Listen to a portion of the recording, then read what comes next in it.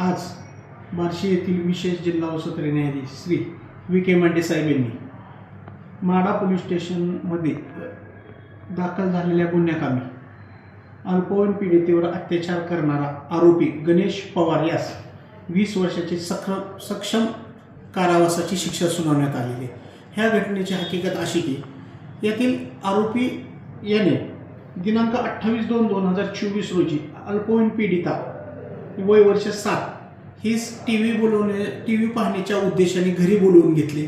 घरी बोलवून घेतल्यानंतर घरी कोणी नाही याचा गैरफायदा घेऊन अल्पवयीन पीडितेविरुद्ध अनैसर्गिक अत्याचार केला। ही बाब पीडितेने तिच्या आईला सांगितली। आईने माढा पोलीस स्टेशन येथे 28/2/2024 रोजी आरोपीविरुद्ध गुन्हा दाखल केला।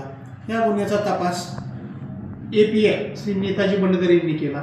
तपास केल्यानंतर सदरचे दोषारोपपत्र निर्मल कोर्टात दाखल झाल्यानंतर सरकार पक्षाच्या वतीने आरोपी विरुद्ध गुन्हा शाबित करण्यासाठी एकूण 7 साक्षीदारांची साक्ष नोंदवण्यात आली। यातील सर्वात महत्त्वाची गोष्ट म्हणजे येथील आरोपी आणि पीडिता हे एकमेकाचे जवळचे नातलग होते। या नात्याचा गैरफायदा घेऊन यातील आरोपीने पीडितेला घरी कोणी नसताना बोलवले होते। पीडितेने विश्वासाने आरोपीच्या घरी गेली होती, परंतु यातील आरोपीने अनैसर्गिक अत्याचार ह्या पीडितेवर केला आणि त्यानंतर सरकार पक्षाने या कामी एकूण 7 साक्षीदारांची साक्ष नोंदवली।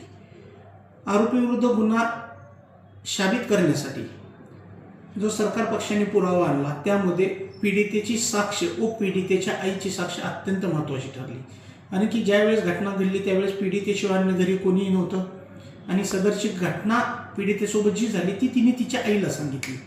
ह्या दोन्ही बाबी एकमेकाशी सुसंगत आल्या आणि पीडितेवर अत्याचार केल्यासंदर्भाने या पीडितेच्या वैद्यकीय तपासणी माढा येथील ग्रामीण रुग्णालयामध्ये झाली आणि ग्रामीण रुग्णालयामध्ये तिची वैद्यकीय तपासणी झाल्यानंतर डॉक्टरांनी जे मेडिकल सर्टिफिकेट पीडितेच्या वैद्यकीय तपासणी कामी दिले त्या डॉक्टरांची साक्ष या गुन्ह्याकामी अत्यंत महत्त्वाची ठरली। जी साक्ष या पीडितेच्या साक्षीला पूर्णपणे पूरक होती आणि ह्या गुन्ह्याकामी जो API नेताजी बंडगर साहेब यांनी तपास केला, माढा पोलीस स्टेशनचे API पोलीस सहाय्यक पोलीस निरीक्षक यांनी या गुन्ह्याकामी अत्यंत महत्त्वाचे पुरावे गोळा केले आणि ह्या संपूर्ण पुरावे व्यवस्थितरित्या निर्माण कोर्टात मी सहाय्यक सरकारी अभियोक्ता म्हणून ॲडव्होकेट दिनेश देशमुख यांनी निर्माण कोर्टासमोर मांडल्या।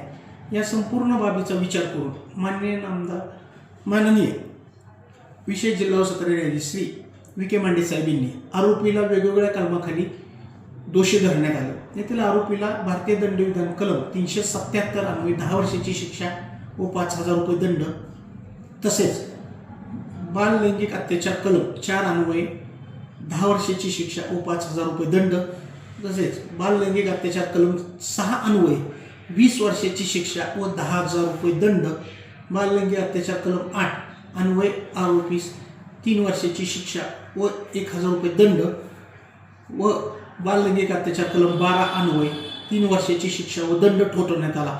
या संपूर्ण जो आरोपीला शिक्षा सुनावण्यात आली व जो दंड ठोठावण्यात आला त्या दंडाची जी रक्कम आहे ते पीडितेला देण्याबाबत माननीय श्री विशेष जिल्हा न्यायाधीश श्री विके मांडे साहेब यांनी त्या पीडितेला सदर रक्कम देण्याबाबतचे आदेशित केलेले आहे। या कामी मी सरकारी वकील म्हणून मी स्वतः काम पाहिले। मला या कामी पोलीस हेड कॉन्स्टेबल अमृत खेडकर व महिला पोलीस कॉन्स्टेबल श्री हिना शेख यांनी सहकार्य केलेले आणि या गुन्ह्याचा तपास API नेताजी बंडगर यांनी केलेला आहे।